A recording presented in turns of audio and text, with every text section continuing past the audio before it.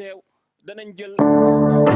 mbokk yi jërë ngeen jëf seen ànd ak soir d'info ñu am mbégte ànd ceeg yéen ki ma ci feggool tey Papis Diaw moom mooy chroniqueur du jour ñu am gan tamit Demba Gaye moom blogueur la ci twittosphère bi xam nañ ko bu baax macha allah Demba ñu ngi lay nuyu. merci maa ngi leen di fay. alors ñuy massawu Sénégal yëpp encore une fois ci jëye joo xam ni biig la am ca Soumbédioune ca waaxu Soumbédioune île des Madeleines ak juróom-ñeent 41 personnes yoo xam ne dañ fa demoon ñeent fukk ak benn ñu fa demoon ñeent ñi seen bakkan dañ fa mujj des ndax bi ñuy ñibbi si gaal gi dafa suux fanweer ak juróom-ñaar yi l'hôpital la ñu mujjee gannaaw buñ fa fanaanee jamono ji ñuy àddoo nag mun nañ jàpp ni ñëpp bàyyeekoon nañ hôpital principal ba mu des benn soxna si nga xam ni doomam ci jëyi ji la faatu moo desandi hôpital kon bilan bi ci xibaar yu mujj tukkee ci ministre de l'intérieur ci boppam ñeent ñoo ci faatu fanweer ak juróom-ñaar niñ leen ko waxee daal di mucc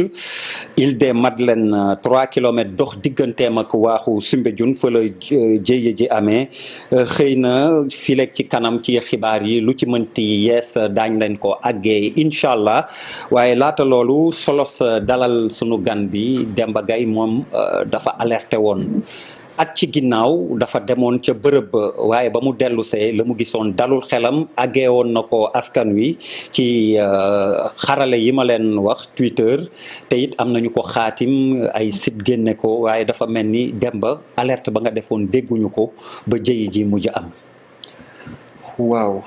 maa ngi lay jaajëfal bu baax a baax te di masawu vraiment toutes les familles yi nga xamante ne am nañ ñoo ay mbokk yoo xam ne des nañ ci. wax dëgg yàlla bi ñu koy wax daaw le 3 octobre yaakaaruñu woon ne dinañ xëy bis ne que waxoon nañ ko bu ñu sañoon bi ñu ko waxee dinañ jël ay matuwaay. ba tax lu mel ni du ci am waaye dañoo dem foofu di ñibbisi am lu ci xew ñu jël suñu temps. documenté ko wax ni mu demee. waaye malheureusement waaw yëf yi mujj na am. mi ngi noonu daal. alors Demba dinañ ñëwaat tuuti ci yow ba nga doon dem lan lu tax nga ragaloon yan signe at ci ginnaaw nga gisoon ba alerté te tey jii loolu mujj ñoo dab Papis Diaw donc ci beneen information aussi bu ñu mën a jox te incha allah ci kanam ni ma ko wax ak xibaaru wolof yi. di ngeen ko dégg enquête procureur. jot na ndigal ubbi enquête ci li nga xam ne xew na démb ci Soumbédioune. waaw ko jàngatee waaw gannaaw bu ñu masawoo Sénégalais yi parce que Sénégal moo amaat dëj ni ñu koy waxee chaque fois un mort de trop benn nit bu deewee sax dafa bari rawatina nag lim bi nga xamante ni moom lañ ci am mais je crois que loolu c'est dans l'ordre normal des choses bu fekkee dafa am ay nit yu ñàkk seen bakkan dëkk justice dafa war a établir nan la circonstances yi demee quelles sont les responsabilités di xaar enquête boobu aboutir pour ñu xam xëy na ndax am na des responsabilités directes engagées yoo xamante ne day mériter peut-être une sanction mais l'un dans l'autre ce qui est constant de constater je me permets la répétition pour wax ne c'est un problème africain globalement. Autant tu vois ça au Sénégal barki des moments ko gis ci beneen dëkk en Afrique parfois c'est des petits bateaux parfois pour dire tout simplement que très souvent les normes sécuritaires ne sont pas respectées amul connexion entre la météo ak ñi nga xamante ni ñoom ñooy driver c'est essentiel ci wàllu géej ndax géej ak jaww ji boo doon xool lu ci gën a am importance aujourd'hui c'est la météo aussi bien pour les avions que pour les bateaux parce que balaa nga dem il faut nga am sa xam situation temps bi ngay def ci géej bi temps boobu nan la temps bi di mel par rapport ak sa navigation avion c'est la même chose donc je crois que ce sont ces choses-là qu'il faut renforcer au plan africain et que ñuy xool aussi que chaque fois ñu ngi nekk ci combat wu gilet de sauvetage loo xamante ne c'est les b.a-ba de la sécurité fii ba léegi Sénégal on n'applique pas strictement les normes sécuritaires malheureusement muy jur yu mel nii après ñuy doog a jóg pour sanctionner alors que en amont il fallait déjà faire un travail de sape que pour mu mën a atténuer au moins parce que accident mënoo ko bañ a accident mënul ñàkk parce que moyen bu gën a sûr en transport mooy avion et il arrive très souvent que ñu gis loolu donc dafa ànd ak jamono ak nit mais war ngaa jël sa aqulaay taala def sa waslu si ak comme on dit def le maximum possible ba nga xamante ne luy ñëw it day nekk lu jóge si yàlla loo xamante ne du sa responsabilité mënoo ci dara. alors xoddeeku balaa ngay lakkale moom la Papis junju xëy na it ni nga wax mun nañ ne météo naka la mën annoncé ni xeeti tempête dina am ñu xam ko ba pare di dem wala di njëkkanteeg moom naan mën nañ dem dellu si ci diggante bi yooyu yëpp enquête bi de toute façon dina ko leeral mais Demba Gaye yow ni ñuy wax yow lan nga gisoon bu dee image yi tamit disponible na régie parce que boobu it filmé woon nga lan nga gisoon ba alerté déjà ban type d'embarcation la ndax gaalu looco yu pirogue yu ñu yatt yi la wala fibre de verre yu bees yi genre canot yooyu ban xeetu embarcation nga fa demee woon. waaw lañ la fa yóbboo. Gaye neex na loolu waaye Gaye laa sant. waaw Demba Gaye Demba Gaye benn parenthèse bu ndaw rek. dama am suma benn grand Demba Gaye. dëgg la kay waa Caajaay ma leen di nuyu. alors ñun bi ñuy dem daaw c'était ci embarcation yi ngay wax fibre de verre yi. fibre de verre benn bu bleu blanc nii. bi ñuy dem bon man je suis blogueur daanaka yoon bi yëpp dama ko filmer photo. moo waraloon bi ñuy dem maa ngi filmer bi ñuy yéeg ci kaw ci biir gaal gi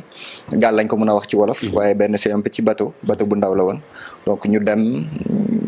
bi ñuy dem aussi bon yoon bi ñuy dem c'était un peu xawoon na yëngu géej gi xawoon na yëngu tuuti ba bi ñuy dugg sax di engagé ci maanaam îlot bi ci boppam dafa am benn genre yoon boo xam ne ay xeer ñoo ko séq te foofu bu géej gi yëngoo dëggantaan am na nu muy demee bateau bi ci boppam dal ci xeer yi donc foofu nga am gilet wala nga bañ a am gilet y a aussi quelque chose bu ma bëggoon a souligner mooy que ne bi ñuy dem ba demaat naa fa plusieurs fois après bi ñuy dem y avait gars yi dañu obligé woon tous les passagers ñu sol gilet. mais est-ce que tamit dinañ ko sol correctement parce que am na noo xam ni ni nga wax gilet bi boo ko solee te nga dugg ci ndox mi mais day dañ bu dee dafa yëngatu trop. ça aussi c'est à souligner dafa am nu ñu war a sécuriser gilet bi waaw c'est vrai que est-ce que doon nañ ci veiller. doonoon nañ ci veiller. j'avoue que doonoon nañ ci veiller wax dëgg yàlla mais sànq rek maa ngi déglu benn mool di wax lu am solo loo xam ne amaana xaw ma ko woon ci mbir mi mooy que ne même bu fekkente ne sol nga gilet. nekk ci géej goo xamante ne dafa yëngu carrément. bu fekkente ne mënoo fee am na nu ndox bi di dalee sa kanam di nga naan ndox mi ba sa biir bi ballonné. donc loolu vraiment pour man mesure sécuritaire yi déjà surcharge bi c'était un problème parce que booy dem amaana mën ngeen dem nombre mais heure ñibbisi bu jotee comme ñoom ils veulent pas faire beaucoup de navettes dañuy bëgg dajale ñëpp génnee leen ñun c'est ce qui nous était arrivé. Il y avait beaucoup de gens qui étaient ñu nekkoon ci biir pirogue ci biir gaal gi mais comme dernier bi waroon dem la on nous a dit que dañuy dem ñun ñëpp bon doo dellu à la nage doo fay dellu donc ñu dugg dem mais bi ñuy dugg di dem dès que bi ñu génnee zone bu ma leen wax dafa xawoon na sensible noonu et puis ndox mi xaw a yëngu géej gi xaw a yëngu moteur bi fay donc waa ji nekk ci ginnaaw doon ko xëcc di xëcc lu bëri mais taxul mu tàkk. donc sama panne sèche. Bon on savait pas trop lan la mu insister après ci la sama papa maa ngi koy nuyu au passage mu naan ma lii dañ ci war a wax. parce que mënuñu même bu ñu jugee fii ci jàmm mënuñu bàyyi lii parce que ñu ngi ciy soog a yem et y avait des gens ci biir pirogue bi ñu ne c'était pas la première fois. donc mënoo dund lu mel noonu ba noppi nga noppee ko ba xëy mbir am. donc ñun ñu mais léegi bi nga pour ne pas te couper bi nga defee loolu. ban suite la amoon par rapport ak li nga médiatiser l'incident est-ce qu'il y a eu des réactions? Il y a eu beaucoup de réactions sur les réseaux sociaux, il y a eu beaucoup de partages mais li ma gënoon a intéressé ci biir loolu mooy il y a eu à un moment donné quelqu'un du ministère su ma juumul de l'environnement ou je sais plus en tout cas ministère de tutelle bi géré c'est le ministère de l'environnement am na il y a une dame qui a réagi sur Twitter pour dire que les mesures allaient être prises. duñu journaliste blogueur lañ xam nañ am na lu tuuti lu ñu xam ci également topp une information donc après loolu jot naa fa dellu parce que bu dul dara c'est une destination que j'aimais bien ma dellu fa une ou deux fois première fois bi ma fa delloo ma dem laajte waxuma leen que def naa fa alerte waxuma leen dara ma laajte rek ndax am nañ moteur yu bees parce que dama gisoon ay moteurs yu xaw a màgget yu ñu teg ci benn kiiwu réparation ñu ne ma que on avait changé les moteurs donc ma ne très certainement à la suite de ça il y a eu des mesures qui ont été prises malheureusement bi ñu gisee lii on sait que peut-être yamul kese ci problème mu défaillance technique amaana loolu la l'enquête dina ko déterminer mais gëm naa ne c'était vraiment c'est très imprudent de partir alors que y avait une houle mais vraiment houle bu doy waar bu doon préparé wu ñu bàyyi gars yi dem pour man loolu ça a été déterminant ci li xew quoi. Patrice, le problème aussi de l'appropriation de la météo fii au Sénégal quand même l'alerte ñu bëri xamoon nañ ni que météo annoncé woon na li xew mais comment les gens se posent la question comment ces gens ont pris la responsabilité quand même ces gens du parc national de l'île de Madeleine parce que foofu noonu la tudd nu ñu jëlee responsabilité quand même yóbbu ay nit si île ba 3 kilomètres au large mun nañ ko xeeb mais non, 3 mais kilomètres justement pour 3 quelqu'un kilomètres comme moi c'est ci ñoo xam ni pour la plupart du ñu mën fay c'est une énorme responsabilité 10 mètres c'est déjà important waxuma la 3 kilomètres c'est une immensité moom mooy li ma à l'entame li ma doon wax rek c'est une approche entre guillemets sénégalaise c'est-à-dire nga glisser tuuti mu dem ba sur le plan continental maanaam c'est les Africains de façon globale ñoom ñoo am seen ay façon bopp ay definu bopp tu comprends l'empirisme l'empirisme par exemple communauté ñiy liggéey boo ko généraliser par exemple nos parents lébou par exemple ils sont plus sur l'empirisme que sur la scientificité de la chose parce que dañ ko empirisme xam ni ko waxee si Europe dañ koo jàng ci expérience bi di ko dund ba mu nekk xam-xam si ñoom waaw muy vérifier wu à de longue date ñu dem ba approprier ko donc même quand le scientifique leur fait part d'une certaine façon lenn ils sont à mesure certainement di leen non ñoom li ñu téye c'est aussi valable que la science parce que c'est comme ça. balaa ngay continuer ñu saluer au passage quand même seen solidarité sapeurs yi marine nationale déployé nañ mais ñoom ils ont tenu waa Soumbédioune yi pêcheurs yi fa nekk nappkat yi dem jàpp ci liggéey bi muy loo xam ne tamit oui ci sauvetage bi muy loo xam ne tamit ñu leen ci féliciter di leen jaajëfal mais du lu bette tamit teranga sénégalais mais xam nga solidarité bu fekkoon ne du bette Papis bu fekkoon ne solidarité moom mooy régler les questions d'une nation je crois que le Sénégal c'est la première puissance du monde bi ñu seetaan seen dëkkandoo di tàkk la ñu ko c'est à la limite culturel dafa dem ba nekk dans notre culture mais bu fekkoon ne par exemple inversement bu fekkoon ne attention boobu ñuy porter avant muy am drame bu fekkoon avant muy am drame parce que même ça c'est une solidarité le fait d'attirer l'attention de quelqu'un sur un fait de lui faire savoir que lii c'est dangereux c'est une façon de se solidariser parce qu'il y a quelque chose qui le guette globalement takkum gilet toppatoo météo dama mos a def benn émission sur l'environnement ak service météo man jour boobu amoon na lu ma ci xamoon mais jour boobu laa gën a comprendre l'importance de la météo ci wàllu géej ak ci wàllu ndox tu peux être dans ton studio ici c'est pas compliqué mais géej ak jaww ji non fondamentalement il faut nga am ay données te les données sont très précises encore que ay mbiru yàlla parfois mu ñëw parfois ñu prévoir lii ay mbiru yàlla ñëw def safaan ba wala lu ko jege wala mu sori ko mais dans tous les cas garantie bi gën a ëpp solo garantie bi la plus grosse garantie possible dans ce cas de figure c'est de prendre les informations de la météo nga demee en fonction de loolu moo lay ëpp chance bu musal que yow boo nekkee da ngay dem sur la base de l'empirisme parce que bon daaw mel na nii bu mel nii lay mel le temps est ce qu'il est encore qu'aujourd'hui on vit les changements climatiques les incidents sont dans les océans dans les jungles dans l'air partout où on vit alors Demba suivre nga de près donc situation bi noo jàngatee tamit secours yi ak les moyens déployés alors donte Papis mi ngi doon wax léegi mbiru empirisme dafa mel ni aussi quelque part ñi nga xamante ne ñooy ñi gën a jege foofu c'est-à-dire mool yi les bouts qui sont juste ñi nekk ci côté boobu intervenir nañ ci teel te ñoom am na lu ñu xam maanaam mooy que ne lu mel noonu sax maa ngi dégg benn mool di ko wax ci YouTube naan que du passer 1 heure de temps donc tey jii nii pour man déterminer gu ñu exactement lan moo indi jéyee bi lu ko indi réellement mais gëm naa ni parce que am na moment boo xamante ne nit ñi dañuy dem moment yu maanaam ci journée bi yëpp daanaka li ci ëpp ñuy dem la. y a très peu de gens qui reviennent en journée. mais démb bi may ñibbi maa ngi gis que xiinoon na xiin bu doy waar. donc bu ñu gisee ne tey jii nii mi ngi waaj a taw yu garaaw. ba ñu ne dañu bëgg daw dem amaana. waroon nañu mën a patienter je sais pas xaw ma nu gars yi organiser rapatriement wu ñi demoon ci île bi mais li nga xamante ne mooy perturbation yu demee noonu ñu bëgg ci dem jëli ay nit indiwaat leen pour man loolu mën na nekk cause bi nga xam ne moo indi loolu mais lenn peut-être lay bàyyiloo xel peut-être ñi ñuy déglu ñi ñuy seetaan mooy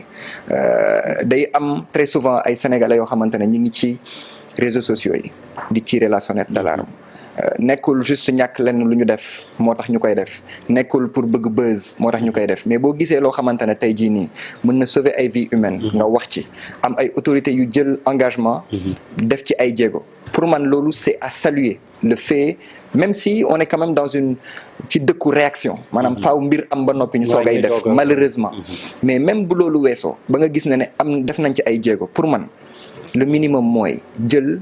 des agents wala des personnes préposées au suivi de ces mesures-là mooy ñi nga xamante ne dañ leen fay teg doonte gendarmerie la ou bien sapeur-pompier xaw ma ban corps moo gën a habilité mbir am maanaam météo wax mbir ñu appliquer ko maanaam ñu ne ñi nga xam ne ñooy yóbbu nit ñi bu leen dem même ñi nga xamante ne parce que ñoom boo seetloo ñi fa nekk da nga leen di fay xaalis ñu yóbbu la mais bu fekkente ne tey ji amul kenn ku taxaw ne même ak xaalis bi ñu fay kenn demul loolu mën na indi jéyee ndax tey jii nii ñoom ñu ngi ci nekk ci logique économique bëgg nañu yóbbu nit ñi ñu fay leen seen xaalis ñu jënd seen essence ñëw def bénéfice. ay privé ñoo koy def donc wala. je sais que c'est géré xam naa ne da ngay fay. maintenant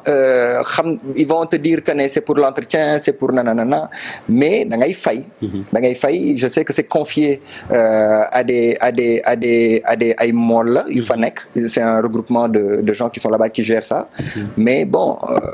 yaakaar naa ñu xool exactement comment ça se naka la demee ba loolu mën a am ñuy bàyyi nit ñi di dem ci conditions yu compliquées noonu loolu pour man c'est quand même grave waroon nañu mën a bàyyi koo xamante ne au-delà des parce que ñi fay dem da ngay gis ñu yor insigne agent eaux et forêts. et d'ailleurs parmi les victimes cas yi ñuy wax deux yi ay agent eaux et forêts lañ. ñu leen di jaale di leen massawu encore une fois seen corps boobu yëpp. donc il y a deux agents des eaux et forêts. mais par rapport ak Guèye sama kal bi lu muy wax nii moi je crois que amul spécifiquement lu ñu war a mën a créer parce que. toute entité, dans chaque entité, il y a un patron, il y a une personne morale. Je crois que comme business, la liggéey la ci benn réew, mun nañu wax ne benn bërëbu liggéeyukaay la. liggéeyukaay nag boo gis am na lu ko tënk, am na ku ko tënk, am na kuy exécuter li nga xamante ni moo fa nekk. En d'autres termes, si les normes sécuritaires ne sont pas remplies, parce que autorisation bi yow mi client bi par exemple yow mi bëgg a traverser tu peux pas faire bouger le bateau tant que on l'a pas bougé. Il faut que mu am ñu ko bouger pour ñu dem ñu ñoo yor responsabilité. Donc on n'a pas besoin d'avoir un gendarme il s'agit juste d'avoir une conscience mais positive fi ngay liggéey météo lii la wax mais tey amul liggéey on ne prend pas de risque parce que bakkan dafa fort je ne dis pas que c'est le cas mais en tout cas li ma si xam ci ndaw ci rapport météo ak sénégalais bariwul. Ailleurs tu vois même pas au-delà de la mer ou des océans nasaraan yi très souvent bu ñu xëyee dañuy xool météo lu ñuy sol ak nan lay mel suba. Le temps qu'il va faire pour mu adapter au sol mais fii jàmbaar on ne fait pas ngay yeewu xool ne affaire tàng naa wala c'est comme ça qu'on fonctionne c'est culturel malheureusement et ça nous coûte autant de vie. Alors que de plus en plus en période surtout période hivernage nga xam ni moom la ñuy gën a ni may wax bàyyi xel météo ak muy indi ay jafe-jafe ci dundin ni ñuy dundee ci ville yi ak tout ce qui va avec. Je pense que waroon nañ ci gën a bàyyi xel alors comme temps bi daf ñuy njatt ak yooyu boo doon tënk ci ay enseignements yoo xam ni vraiment la ñu war a jëlee ci lii depuis sànq ñu ngi wax déjà sax ci waxtaan wi am na ay piste de solution yu ci kii mais bu doon da ngay tënk ay enseignements yoo xam ni war nañ ko ci tirer lan lay doon. alors yaakaar naa ne tey jii nii xam nga booy bëgg wut information di nga dem ci site internet yi di nga déglu rajo di nga taal sa télé seetaan ko mais yaakaar naa ne autorités yi war nañ mën a gën a teg ay nit ci fi nga xamante ne information bi njëkk fa lay fa lay juddoo ba noppi mu am ay mécanismes de suivi parce que wax dëgg yàlla alerte yomb na di nga romb koo xamante ne compte mi ngi def naka sul noonu ci tali bi nga filmer ko dugal ko ci réseaux sociaux yi ñu jël nit ki dem dal ci kawam yoon tegu ci jot na am ba noppi leneen ak leneen jot na am ñu jël ay mesures mais faaw muy am ñoo xamante ne ñooy topp loolu ba maanaam pour appliquer ko mu mën a nekk loo xam ne lu sax lay doon ndax lu ko mooy saa su nekk dinañ defaat ay plateau di ci waxaat malheureusement wala di defaat ay live ci Facebook ak feneen di ci waxaat maanaam leen daal li nga xam ne jàpp naa ne lu ñu war a def la mooy saa su ne di appliquer ay mesures yoo xam ne day suivre day topp li nga xamante ne mooy alerte yi nit ñi di lancer un peu partout que mu nekk à la radio à la télé wala sur les réseaux sociaux. Alors Papis pour les enseignements. waaw gën a respecter les normes sécuritaires rek ak fu mu mënti doon muy si problème géej bi dans la vie de tous les jours nit dafa war a di fagaru waaw loo xamante ni dafa am insécurité bu ñu la ne lii moo koy moytu wala lii moo lay may chance pour nga mucc si je crois que waroo fa yàgg sax si discours quoi da nga ko war a appliquer parce que c'est d'abord pour ton propre bien. Et pour les secours et moyens déployés je pense que Armée Sénégal muy marine bi je veux dire ak sapeurs-pompiers yi étaient à l'œuvre mais c'est le lieu aussi de toujours demander encore plus de moyens pour nos forces de. waaw ils ont fait le job comme on dit ils ont fait le travail xam nga dafa am benn chance bu ñu am ñun xëy na moyen moo ñuy poser problème au Sénégal wala parfois yenn manquements yi wala parfois de mauvaises habitudes mais en matière de compétences. Si nos corps là, nos différents corps, dans tous les secteurs, moi je me plains pas, je le dis toujours sur nos cadres, nous sommes un des pays les mieux lotis en matière de texte. waaw ñu xarañ ñoo ko bind ñoo si participer moo tax rarement day am vide juridique très rarement ngay dégg Sénégal vide juridique tellement que c'est bien conçu gars yi dañu aay macha allah donc félicitations à nos forces félicitations à tous les Sénégalais di leen jaale di leen masaw di leen wax ne nag gën a fagaru sécurité moom du doy jamais. Si je peux lancer un dernier appel par rapport à l'alerte am na lu ma fàtte woon lu ñëw léegi sama xel mooy ko ne boo demee ci île bi doo am réseau réseau téléphonique doo ko fa capté boo demee sur l'île tant que ñibbisi woo doo am réseau loolu ñi dem îlot Sarpan xam nañ ko donc bu fekkente ne aussi ñi nga xamante ne ñooy opérateurs yi wala techniciens yi wala naka lañ ko mën a lijjantee ba mbir bu amee parce que le premier réflexe des gens c'est de prendre leur téléphone woote mais bu fekkente ne mënuloo woote à partir de foofu maa ngi doon dégg benn waay naan boo yéegee ci kaw île bi pour mën a woote pour man war nañ ko couvrir de telle sorte que c'est un impératif pour les opérateurs d'avoir une couverture vraiment assez large et puis mën a éviter yenn affaires yi aussi am na ci solo ñu koy fàttali rek voilà au passage Demba Gueye voilà. Merci beaucoup. Alors tout de suite la chronique.